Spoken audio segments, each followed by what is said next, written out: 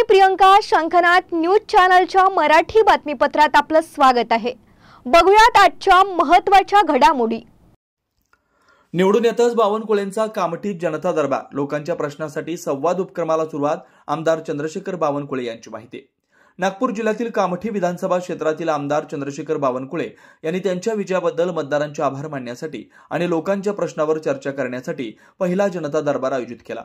बावनकुळे यांनी सांगितलं, कामठी विधानसभा मतदारसंघातील जनतेने 1,75,000 मतं देऊन मला 41,000 मतांनी विजयी केलं. आजचा जनता दरबार जनतेशी संवाद साधण्यासाठी आणि त्यांच्या समस्या सोडवण्यासाठी एक महत्त्वाचा उपक्रम आहे. बावनकुळे यांनी सरकार स्थापनेवर बोलताना सांगितलं, 3 पक्षांचं सरकार बनवताना वेळ लागतोच. मंत्रिपद कसं वाटायचं, कोणाकोणाला कोणती खाती द्यायची आणि पालकमंत्री कोण असेल यासारखी सूत्र ठरवावी लागतात. त्यामुळे काहीसा वेळ जाईल. शपथविधी नोव्हेंबर किंवा डिसेंबरमध्ये होईल की नाही याचा निश्चित पॅरामीटर नाही. सध्या काळजीवाहू मुख्यमंत्री म्हणून एकनाथ शिंदे यांची जबाबदारी आहे. मुख्यमंत्री पदाबाबत विचारला असता बावनकुळे म्हणाले, याबाबतचा निर्णय केंद्रीय नेतृत्वाने 3 पक्षांचे नेते घेतील. मी सध्या संघटनेच्या कामावर लक्ष केंद्रित करतोय. त्यांनी पुढे स्पष्ट केलं, भाजपचे प्रत्येक कार्यकर्ते आणि नेते देवेंद्र फडणवीस मुख्यमंत्री व्हावेत अशी अपेक्षा व्यक्त करतात. त्याचप्रमाणे मित्रपक्षांचे कार्यकर्ते त्यांच्या नेत्याला मुख्यमंत्री पदावर पाहू इच्छितात. मात्र 3 पक्षांचे नेते एकत्र बसून निर्णय घेतील आणि महायुतीचा मुख्यमंत्री लवकर शपथ घेईल. डबल इंजिन सरकारला मत दिलं. जनतेने महाराष्ट्रातल्या सरकारने ज्या अत्यंत महत्वाच्या योजना केल्या त्या योजनेला मत दिलाय आणि जनतेला विश्वास आहे की मोदींच्या नेतृत्वामध्ये महाराष्ट्राचं सरकार हे उत्तम काम करू शकतं म्हणून मतदान मिळालं आहे आणि म्हणून त्या ठिकाणी आमचा मोठा विजय झाला आहे. मी कालही सांगितलं की जेव्हा त्यांचे 33 खासदार निवडून आले, काँग्रेसचे, शरद पवारांचे आणि उद्धव ठाकरेचे 33 खासदार 4 महिन्यापूर्वी निवडून आले अपक्ष वगैरे पकडून. पण मला सांगा, तेव्हा तुम्ही ईव्हीएम बद्दल का नाही बोलले, तेव्हा मशीन बद्दल का नाही बोलले? तेव्हा मशीन चांगली होती जेव्हा तुमचे खासदार निवडून आले. तुमचा आता नांदेडमध्ये खासदार जिंकला काँग्रेसचा एक खासदार पोटनिवडणुकीमध्ये काँग्रेसचे जिंकले. आम्ही 1,500 मतांनी पराभूत झालो. मग तिथे ईव्हीएम चांगली होती, तिथे ईव्हीएम चांगली होती नांदेडमध्ये.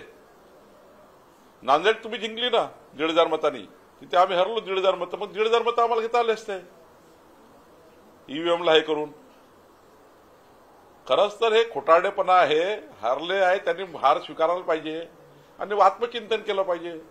आम्ही जसं आत्मचिंतन केलं लोकसभेच्या पराभवातनं आम्ही जे शिकलो त्यातनं आम्ही आमचं आत्मचिंतन केलं आणि पुढे गेलो. आम्ही बूथवर काम केलं. आम्ही मतदान केंद्रावर जाऊन त्या ठिकाणी जनतेला भेटलो. पर्सेंटेज ऑफ व्होट वाढले. यावेळी मोठ्या प्रमाणावर जनतेने मतदान केलं आणि त्यामुळं लोकसभेच्या निवडणुकीत आणि विधानसभेच्या निवडणुकीमध्ये त्या ठिकाणी मोठ्या प्रमाणावर जनतेने लोकसभेनंतर मतदान केलं आहे. मला असं वाटतं की खोटारडेपणा करतील. 2-4 दिवस त्यांना झोप लागत नाही आहे. जेव्हा झोप लागायला लागेल तेव्हा ते त्या डोकं शांत राहील. भाजपचे निरीक्षक दिल्लीतून येणार आहेत, नेता निवडणार आहे, 29 तारखेला बैठक आहे, असं काही नाही. अजून तरी तसा निरोप नाही आहे. जसा निरोप येईल तसा कळवू. कधीपर्यंत मुख्यमंत्र्यांची प्रचंड उत्सुकता लागली आहे. मी कालही सांगितलं की अलायन्स गव्हर्नमेंटमध्ये थोडा वेळ लागतो, कारण त्यांच्याकडे कुठले मंत्रिपद, आमच्याकडे कुठले मंत्रिपद, अजितदादाकडे कुठले मंत्रिपद, किती आकडा असेल, त्या पोर्टफोलिओ काय असेल, पालकमंत्री कुठल्या कुठल्या जिल्ह्याचे कोण असणार आहे, म्हणजे कुठल्या पक्षाचे असणार आहे, हे सर्व सूत्र तयार करावं लागतं. नुसतं मुख्यमंत्री आणि उपमुख्यमंत्र्यांची शपथविधी नाही आहे. तर या सर्व सूत्रात पूर्ण करून मग सरकार बनवावं लागतं. त्यामुळे त्यांच्याकडले आकडे, आपल्याकडले आकडे, त्यांच्याकडले आकडे, त्यांच्याकडले पोर्टफोलिओ, मला असं वाटतं थोडा याकरता काही काळ जाईल, पण लवकरच त्या ठिकाणी सरकार बनेल. कधीपर्यंत होईल? डिसेंबर उजाडेल की या महिन्यात होईल असं वाटतंय तुम्हाला? शपथविधी मुख्यमंत्री आणि उपमुख्यमंत्र्यांचा असं आहे की मी वारंवार सांगतोय की फक्त वेळ कशाला लागतोय. 3 पक्षाचे आपापले मंत्रिपद, पालकमंत्रीपद, त्यांचं पोर्टफोलिओ, ह्या सर्व बाबीला जेव्हा सरकार बनतं तेव्हा सर्वच बाबीचा विचार करावा लागतं. मुख्यमंत्री पदाची शपथ देऊन काही पूर्ण सरकार नाही म्हणणार ना. सरकारमध्ये बाकी आहे बाकी गोष्टीचा निर्णय करावा लागतो. 3 पक्ष आहे, 3 पक्षाला काय काय मिळणार आहे त्यावरही शिक्कामोर्तब होईल आणि मला वाटतं मग सरकार बनेल. 75 तासानंतर होईल का हे साधारण म्हणजे 3 दिवसानंतर डिसेंबर महिना उजाडेल काय सगळं? नाही, याला डिसेंबर उजाडेल की नोव्हेंबरमध्ये होईल हा काही पॅरामीटर नाही आहे. आता केअरटेकर मुख्यमंत्री आहेत एकनाथ शिंदेजी. मला असं वाटतं की सर्व 3ही पक्षाचं आमच्यासोबत आलेले घटक पक्ष आहे त्या घटक पक्षाचं सुद्धा आम्हाला मत घ्यावं लागेल. पण एकंदरीत जेव्हा सरकार बनेल तेव्हा सरकार हे पूर्ण क्षमतेने बनेल, पूर्ण सर्वात व्यवस्थित पद्धतीने सर्वच पक्षाला न्याय मिळाला पाहिजे असं सरकार बनेल. अशी चर्चा आहे. गृहमंत्री पदाची ती मागणी करत आहे. त्यांनी उपमुख्यमंत्री पद नाकारलं आहे, केंद्रातलं मंत्रीपद नाकारलेलं आहे, गृहमंत्री पद द्यावं असं मला याबद्दलची फार माहिती नाही आहे, कारण याबद्दलचा सर्व निर्णय आमचं केंद्रीय नेतृत्व आणि 3 नेते बसून करतात. संघटनेचं काम आहे, आमचं काम आहे की संघटनेच्या माध्यमातून आमच्या पक्षाला मजबूत करणे. आमचा पक्ष सरकारमध्ये जो आला आहे अजून त्या ठिकाणच्या जबाबदाऱ्या वाढल्या आहे. संघटना आम्हाला पुढे न्यायची आहे. मी कालही सांगितलं की 1,51,00,000 सदस्य संख्या असणारा पक्ष आम्ही करणार आहोत. याकरता आम्ही काम चालू केलं आहे. शेवटी सरकार बनण्याची जबाबदारी आमचे नेते आणि आमच्या केंद्रीय नेतृत्वाची आहे. लवकर करतील. पक्षाचं प्रदेशाध्यक्ष म्हणून काय वाटतं तुम्हाला? 132 आमदार निवडून आले. कोण मुख्यमंत्री आहे मनातला तुमचा आणि तुमच्या आमदारांच्या मनातला कोण मुख्यमंत्री? असं आहे, तुम्हाला माहिती आहे भारतीय जनता पार्टीच्या प्रत्येक कार्यकर्त्याला प्रत्येक नेत्याला वाटतं की महाराष्ट्राचे नेते देवेंद्र फडणवीस मुख्यमंत्री व्हावे. मी मागेही सांगितलं एकनाथ शिंदेच्या कार्यकर्त्याला वाटतं की एकनाथ शिंदे व्हावे, अजितदादांच्या लोकांना वाटतं अजितदादा व्हावे.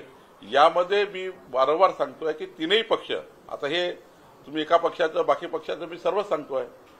माझं एवढंच म्हणणं आहे की मुख्यमंत्री योग्य पद्धतीने शपथ घेतील, लवकरच महायुतीचा मुख्यमंत्री येईल आणि शेवटी जेव्हा सरकार स्थापन होईल तेव्हा महायुतीचा मुख्यमंत्री असणार आहे. स्थानिक स्वराज्य संस्थांमध्ये तुम्ही महायुती म्हणून लढणार आहात की वेगवेगळी भूमिका असेल? कारण कुठे स्थानिक स्वराज्य संस्था नाही, स्थानिक स्वराज्य संस्थांमध्ये हा त्या जिल्ह्यातले आमचे नेते ठरवतात.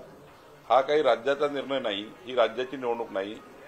समजा पुण्यामध्ये वाटलं तर पुण्याचे कार्यकर्ते निर्णय घेतील, तिथले पदाधिकारी निर्णय घेतील, मुंबईत निर्णय घेतील. हा निर्णय स्थानिक स्वराज्य संस्थेचा असल्यामुळं त्या लेवलला जे निर्णय होतील ते मान्य करावे लागतील. पालकमंत्रीपदावरून पण बरीच रस्सीखेच सुरू आहे. प्रत्येक जिल्ह्यामध्ये होर्डिंग्स लागल्या, त्यांचे समर्थक दावे प्रतिदावे करताना दिसतात. म्हणून मी आधीच सांगितलं की सरकार जेव्हा बनतं ते सरकार हे सर्व बाबीचा विचार करून बनतं.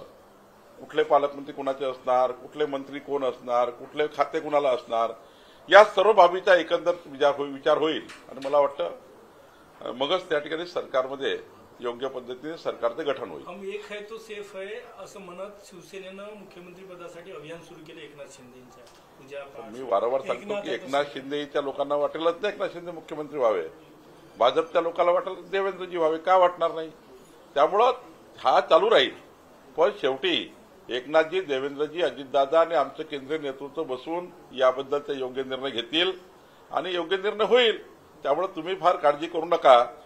आमचं लवकरच सरकार येत आहे आणि विरोधकांनी काही काळजी करू नका. त्यांनी काळजी काय केली पाहिजे, म्हणजे खरी काळजी काँग्रेसने काय केली पाहिजे, त्या ठिकाणी शरद पवारजींनी काय केली पाहिजे किंवा उद्धव ठाकरेंनी काय काळजी केली पाहिजे की त्यांचे 33 लक्ष मतं कमी झाले. म्हणजे 2,50,00,000 मतं लोकसभेला मिळाले महाविकास आघाडीला. आता 2,17,00,000 आले. का आले? 4 महिन्यात. का आले? कारण त्यांनी लोकसभेमध्ये खोटारडेपणा केला. मोदीजी संविधान बदलणार आहे असं खोटारडेपणा केला. लोकांना मत वाटलं की आता खोटारडेपणा आहे. आदिवासी समाजाला सांगितलं आरक्षण मोदीजी काढणार आहे. आदिवासी समाज पुन्हा आमच्याकडे परत आला. त्यांनी आम्हाला मत दिले. मागासवर्गीय, आदिवासी सर्व समाजांनी मत दिले. त्यामुळं खोटारडेपणा एकदाच चालला, खोटारडेपणा पुन्हा चालला नाही. आम्ही खरे इमानदारीने काम करणारे लोक होतो म्हणून आम्ही 3,17,00,000 वर पोहोचलो. 2,48,00,000 आम्ही 3,17,00,000 गेलो. महाविकास आघाडी 2,50,00,000 2,17,00,000 वर आली. त्यामुळं हा परीक्षण हे असं करण्यापेक्षा, तोंडाच्या वाफा काढण्यापेक्षा महाविकास आघाडीचे नेते हे डांबरटपणे जे वागून राहिले, ईव्हीएम खराब आहे, ईव्हीएम खराब आहे, डांबरटपणा आहे, अर्रावीपणा आहे. हा अर्रावीपणा, डांबरटपणा करण्यापेक्षा मतावर लक्ष दिलं पाहिजे. कुठं कमी झालो? नाना पटोले 206 वर का आले? तरी आत्मपरीक्षण केला त्यांनी.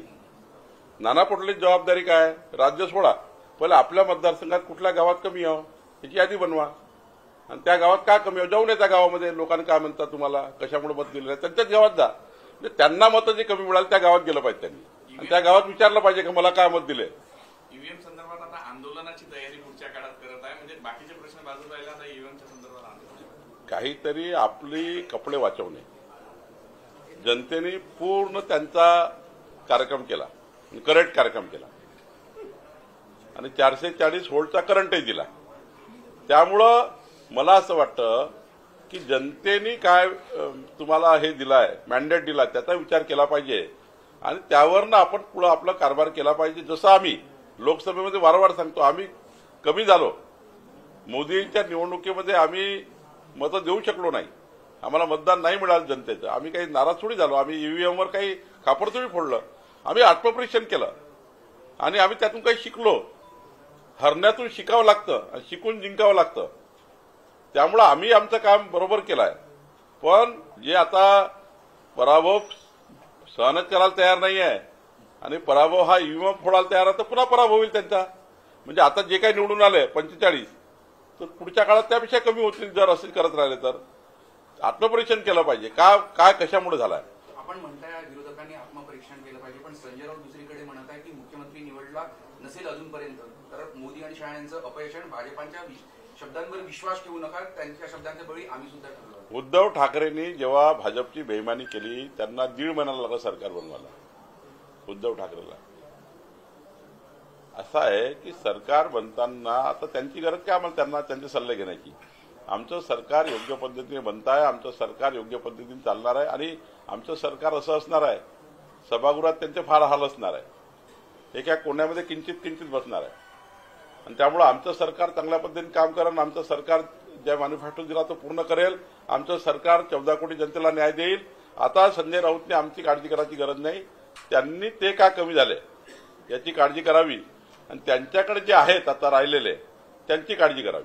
मुख्यमंत्री एकनाथ शिंदे नाराज आहे असं म्हणतायत, तर मागच्या वेळेस भाजपनं एवढा मोठा त्याग केला तर त्या भाजप नाराज होती काय तर मुख्यमंत्री पदासाठी आता ते नाराज होते. आम्ही केंद्रीय नेतृत्वाने घेतलेल्या कुठल्याही निर्णयाला भारतीय जनता पार्टी कधी नाराज होऊ शकत नाही.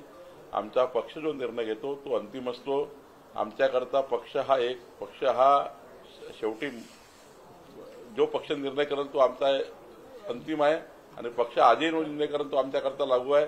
पक्षाचे नेते जे निर्णय करतात ते योग्यच करतात. पक्षाचे निर्णय जे योग्य पद्धतीने होतात आणि आम्हाला जसा जसा निर्णय पक्ष करेल आम्ही पुढे जाऊ. एक ही सवाल सर, हिंदी में एक ही सवाल, सरकार कब तक बनेगी, महाराष्ट्र के सीएम कब तक चुने जाएंगे, क्या? देखिए बहुत बड़ा मैंडेट मिला है.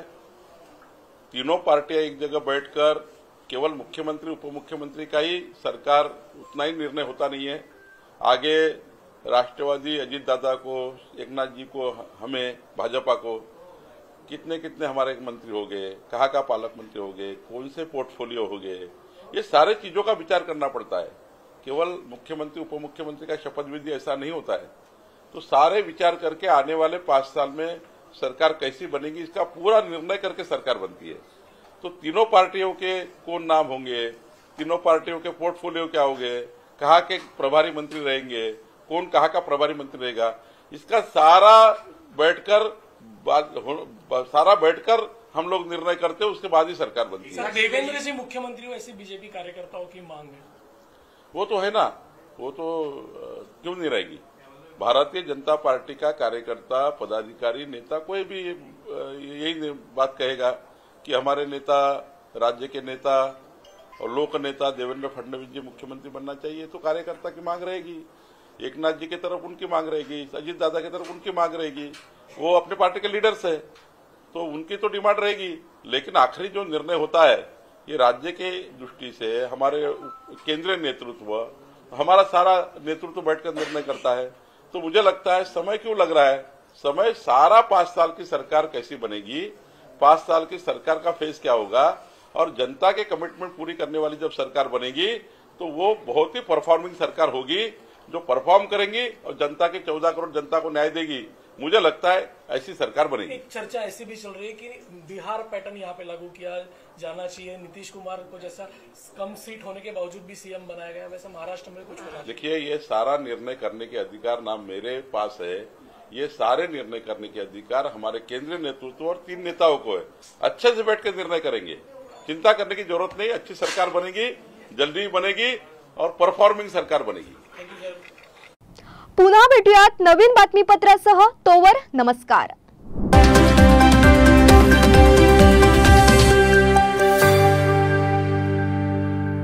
क्या आप भी चाहते हैं जटिल रोगों पर विशेष रूप से आयुर्वेदिक उपचार? तो मिलिए 77 वर्षों से आयुर्वेद सेवा में लगी हुई शिवशंकर आयुर्वेदिक एजेंसी। अनुभवी वैद्य डॉक्टर, सभी प्रसिद्ध कंपनियों की दवाइयाँ और सभी प्रकार की जड़ी बूटियों और रोग प्रतिकारक शक्ति बढ़ाने के लिए कई प्रकार की दवाइयाँ प्राप्त करने का एकमात्र विश्वसनीय स्थान।